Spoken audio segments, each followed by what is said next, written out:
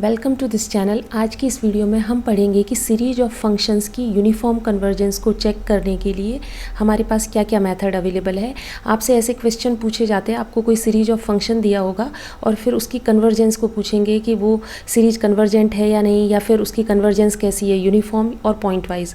तो उसको कैसे करना है, उस क्वेश्चन को कैसे सॉल्व करना है, उसके लिए हमारे पास क्या क्या मेथड्स अवेलेबल है वो आज हम डिस्कस करने वाले हैं इस वीडियो में। तो सबसे पहले हम ये देखते हैं कि सीरीज ऑफ फंक्शन की यूनिफॉर्म कन्वर्जेंस से क्या मतलब है। मान लेते हैं आपके पास ये इनफाइनाइट सीरीज़ दी हुई है, सीरीज ऑफ फंक्शंस हम कंसीडर करेंगे यहाँ पर, ठीक है। अब इसकी आपको कन्वर्जेंस देखनी है कि ये सीरीज कन्वर्जेंट है या नहीं। तो इसकी कन्वर्जेंस हम कैसे देखेंगे, सबसे पहले हम इसके कोरिस्पॉन्डिंग सीक्वेंस ऑफ पार्शियल सम बनाएंगे और हम डिनोट करते हैं इसके कोरिस्पॉन्डिंग जो सीक्वेंस ऑफ पार्शियल सम बन रही है उसको हम SNX से लिखते हैं। SNX जो है वो nth टर्म है सीक्वेंस ऑफ पार्शियल सम की। तो SNX की वैल्यू कितनी होगी, फर्स्ट n टर्म्स का सम होगा, उसको हम SNX कहेंगे, ठीक है। FKX यहाँ पर ये फर्स्ट n टर्म्स का सम क्या है, SNX को डिनोट कर रहा है। ये कंप्लीट सम है, ये इनफाइनाइट सम है जिसे हम सीरीज कह रहे हैं। और फर्स्ट n टर्म्स का सम लेंगे, पार्शियल है क्योंकि इट इज़ नॉट कंप्लीट, तो इसलिए हम इसको कहते हैं पार्शियल सम्स, ठीक है। अब हम कहते हैं कि इफ़ SNX, अब ये जो सीक्वेंस है इसकी कन्वर्जेंस आप चेक कर लीजिए। अगर ये यूनिफॉर्मली कन्वर्जेंट है तो हम कहेंगे सीरीज भी यूनिफॉर्मली कन्वर्जेंट होगी। अगर ये सीक्वेंस पॉइंट वाइज कन्वर्जेंट है तो हम कहेंगे कि ये सीरीज पॉइंट वाइज कन्वर्जेंट होगी। If this sequence is not convergent, if it is divergent, तो हम कहेंगे सीरीज भी डाइवर्जेंट है। दैट मीन्स सीरीज की कन्वर्जेंस को चेक करने के लिए आपको क्या करना है, सीक्वेंस ऑफ पार्शियल सम का नेचर देखना है, ठीक है। तो if SNX converges uniformly to SX, तो आप क्या कहेंगे कि जो सीरीज है वो भी कन्वर्जेंट होगी, इज़ यूनिफॉर्मली कन्वर्जेंट, ठीक है। इस तरीके से यूनिफॉर्म कन्वर्जेंस की हम डेफिनेशन देते हैं। तो एक तो ये तरीका है ही कि सीरीज की यूनिफॉर्म कन्वर्जेंस अगर आपको चेक करनी है तो उसके कोरिस्पॉन्डिंग पहले SNX कंस्ट्रक्ट करो और फिर उसको उसकी कन्वर्जेंस आप देख लो। तो सीक्वेंस के जो मेथड्स है आपके पास, जैसे MN टेस्ट है, ठीक है, या फिर सीक्वेंस की कन्वर्जेंस आप कॉशी सीक्वेंस से बता सकते हैं, ठीक है। तो इस तरीके से आपके पास जो सीक्वेंस वाले मेथड है वो अप्लाई कर सकते हैं।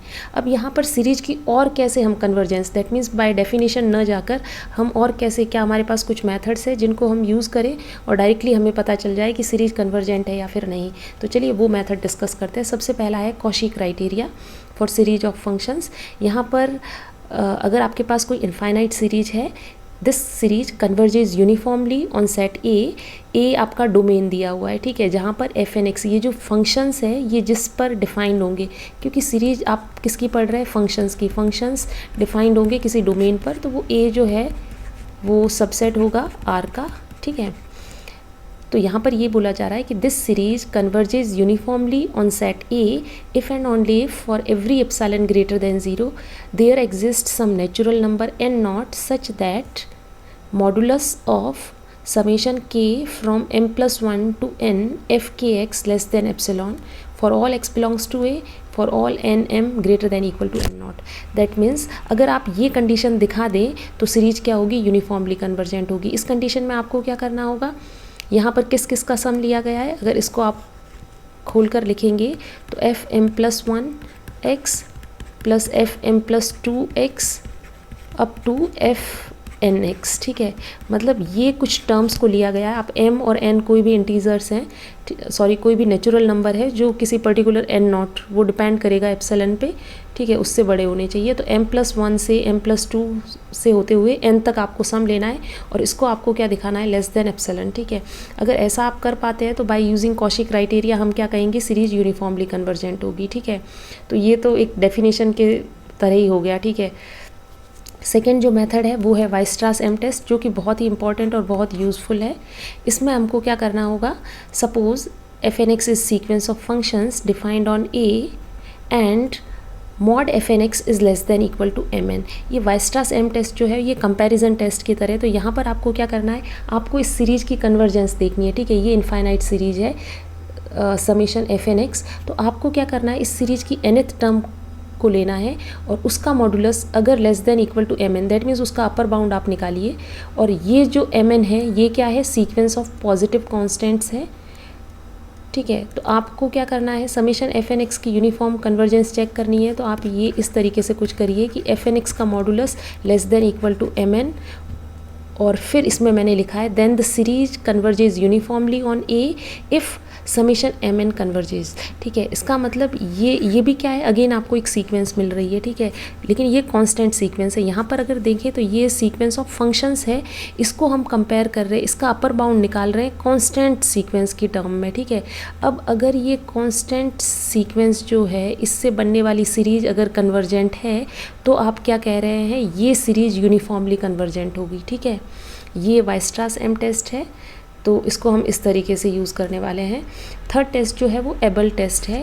एबल टेस्ट कब यूज़ करेंगे, जब आपके पास सीरीज का फॉर्म इस तरीके से हो, summation N from 1 to infinity fn(x) into gn(x).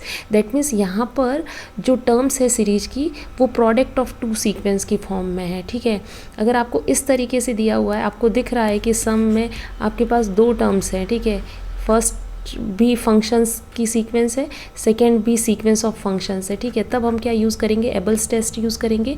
अब यहाँ पर क्या क्या कंडीशंस होनी चाहिए एफ एन और जी एन पे, तब हम यूज़ कर सकते हैं, तो उसको हम पढ़ते हैं। Suppose F N and G N are two sequences of real valued functions defined on set A which is subset of R. That means F N और जी एन जो है वो फंक्शंस है, दोनों के दोनों फंक्शंस ए से आर पर डिफाइंड है, एफ एन और जी एन। ठीक है, और तो F N and G N are two sequence of functions. First condition क्या होनी चाहिए, जो समेशन एफ एन है that means series of F N से बनने वाली सीरीज जो है वो यूनिफॉर्मली कन्वर्जेंट होनी चाहिए ए पे, सेट ए पे। दैट मीन्स कोई भी आप, मतलब यहाँ पर दो फंक्शन का प्रोडक्ट है, किसी को भी एफ एन ले सकते हैं, किसी को भी जी एन। एफ एन किसको बनाना है, उसी को एफ एन बनाएंगे जिससे बनने वाली सीरीज क्या हो, यूनिफॉर्मली कन्वर्जेंट हो। दैट मीन्स फर्स्ट सीरीज तो क्या, फर्स्ट एक की सीरीज यूनिफॉर्मली कन्वर्जेंट होनी चाहिए। दूसरे के लिए आपको क्या चेक करना है, दूसरे सीक्वेंस ऑफ फंक्शन के लिए कि जी एन एक्स क्या होना चाहिए, monotonic and uniformly bounded. Monotonic का क्या मतलब हुआ, या तो मोनोटॉनिकली डिक्रीजिंग हो या मोनोटॉनिकली इंक्रीजिंग हो। अब देखिए जी एन एक्स को आपको देखना है मोनोटॉनिकली इंक्रीजिंग और मोनोटॉनिकली डिक्रीजिंग। अब मोनोटॉनिकली इंक्रीजिंग का क्या मतलब होता है, मोनोटॉनिक इंक्रीजिंग का मतलब हुआ कि जी एन जो है वो छोटा होगा, लेस देन और equal to G N plus 1 X से। ठीक है, मतलब जैसे जैसे आप नंबर ऑफ़ टर्म्स बढ़ाएंगे वैल्यू जो है वो बढ़ती जाएगी। ऐसे होना चाहिए for all X belongs to A. ठीक है, यहाँ पर क्योंकि एक्स आ रहा है, जैसे अगर आपके पास कांस्टेंट सीक्वेंस होती थी ए एन, जैसे आपके पास सीक्वेंस है, इसको मोनोटॉनिकली इंक्रीजिंग आप सिंपली ये बताते थे कि ए एन जो है less than equal to A N plus 1 for all N, इस तरीके से। यहाँ पर ये है कि फंक्शंस की सीक्वेंस है, तो G N X less than equal to G N plus 1 X for all X, इतना लिख देना है। अगर डिक्रीजिंग है तो यहाँ पर सिंपली साइन चेंज हो जाएगा, ये डिक्रीजिंग के केस में। ठीक है, तो सेकेंड जो सीक्वेंस है वो क्या होनी चाहिए, मोनोटॉनिक होनी चाहिए and uniformly bounded on A. Uniformly bounded का क्या मतलब हुआ, बाउंडेड का मतलब ये होता है कि सीक्वेंस की जो सारी टर्म्स है वो बाउंडेड होनी चाहिए। That means there exist some K, ठीक है, such that mod G N X less than equal to K. ठीक है, लेकिन यूनिफॉर्मली बाउंडेड का क्या मतलब हुआ कि फॉर ऑल एक्स, सारे के सारे एक्स बिलोंग्स टू ए, मतलब वो एक ही के काम कर जाए। ठीक है, दैट मीन्स देयर एग्जिस्ट के, आप इस तरीके से डेफिनेशन लिखेंगे, for all X belongs to A there exist K such that G N X modulus of G N X is less than equal to के।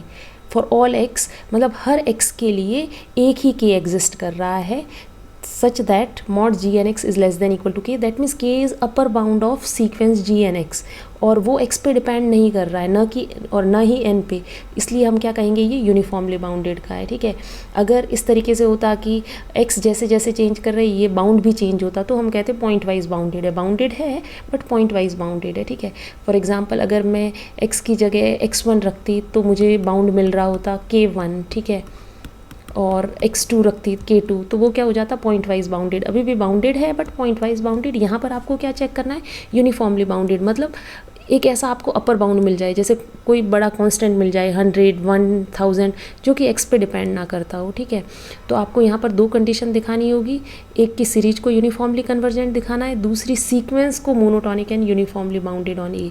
दैट मीन्स एक series के term में कंडीशन दी हुई है, एक सीक्वेंस के term में। Next जो टेस्ट है वो है डिरिचलेट टेस्ट। डिरिचलेट टेस्ट भी कुछ इसी तरीके की सीरीज के लिए अप्लाई करेंगे। दैट मीन्स ऐसी सीरीज होनी चाहिए जहाँ पर टर्म्स जो है वो प्रोडक्ट ऑफ टू सीक्वेंस की फॉर्म में दिया हो।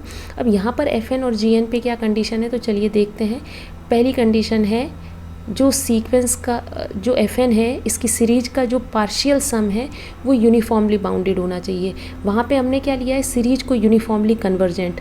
दैट मीन्स पार्शियल सम की सीक्वेंस क्या होगी, यूनिफॉर्मली कन्वर्जेंट। लेकिन यहाँ पर यूनिफॉर्मली कन्वर्जेंट होना ज़रूरी नहीं है, यूनिफॉर्मली बाउंडेड। तो ये थोड़ी उससे वीक कंडीशन हो गई, ठीक है, वो ज़्यादा स्ट्रॉन्ग है। वहाँ पर यूनिफॉर्मली कन्वर्जेंट बोला गया है, यहाँ पर यूनिफॉर्मली बाउंडेड किसको, SNX को। तो आप सबसे पहले सीक्वेंस ऑफ पार्शियल सम बनाएंगे और उसके बाद ये दिखाएंगे कि SNX जो है वो less than equal to k है। For all x belongs to a there exists k some natural number such that SNX क्या होगा, less than equal to k। तो ये k क्या है, हर x के लिए काम कर रहा है, that means it is uniformly bounded, ठीक है। तो एक तो ये कंडीशन आप चेक करेंगे। सेकेंड जो कंडीशन देखनी है वो ये है कि जो सेकेंड सीक्वेंस होनी चाहिए। अगेन फर्स्ट वाली के लिए सीरीज की टर्म में आपको कंडीशन देनी है और एक सीक्वेंस की टर्म में, ठीक है। तो GNX जो है वो मोनोटॉनिकली डिक्रीजिंग सीक्वेंस होनी चाहिए। वहाँ पे हमने क्या देखा था, मोनोटॉनिक होनी चाहिए। That means it can be monotonically increasing decreasing. लेकिन यहाँ पर डिरिचलेट टेस्ट में क्या है, डिरिचलेट टेस्ट में ये है कि ये मोनोटॉनिकली डिक्रीजिंग होनी चाहिए। साथ ही साथ क्या है, यूनिफॉर्मली कन्वर्जेज टू ज़ीरो, ठीक है। इसका मतलब GNX जो है वो मोनोटॉनिकली डिक्रीजिंग भी हो और GNX सीक्वेंस जो है ये यूनिफॉर्मली कन्वर्ज करे ज़ीरो को। आपको ये भी यहाँ पर दिखाना होगा, ठीक है। वहाँ पर हमने देखा था uniformly bounded, monotonic and uniformly bounded. तो यहाँ पर कुछ थोड़ी सी चेंज है कंडीशंस, ठीक है। तो ये टेस्ट अपन को क्वेश्चन देख के पता चलेंगे। जो FN और GN जो कंडीशन फुलफ़िल करते हो, अगर एबल्स की फुलफ़िल कर रहे हैं तो एबल्स लगाएंगे, अगर डिरिचलेट की कर रहे हैं तो डिरिचलेट। सिंपल अगर एक ही टर्म में दी हुई है तो हम वाइस्ट्रास M टेस्ट लगा सकते हैं। कॉशी क्राइटेरिया जो था वो डेफिनेशन की फॉर्म में ही है, तो वो बहुत ही कम लगाते हैं हम एग्जाम्पल्स में, ठीक है। ज़्यादातर यही 3 टेस्ट लगाएंगे, Weierstrass M test, Abel's test and Dirichlet test. तो आगे आने वाली वीडियोज़ में हम इन टेस्ट को अप्लाई करके देखेंगे और क्वेश्चंस को सॉल्व करेंगे। अगर आपको ये वीडियो हेल्पफुल लगती है तो प्लीज़ इस वीडियो को शेयर करें और अगर आपको ये पसंद आई है तो प्लीज़ इसे लाइक करें और चैनल को सब्सक्राइब करें। Thank you.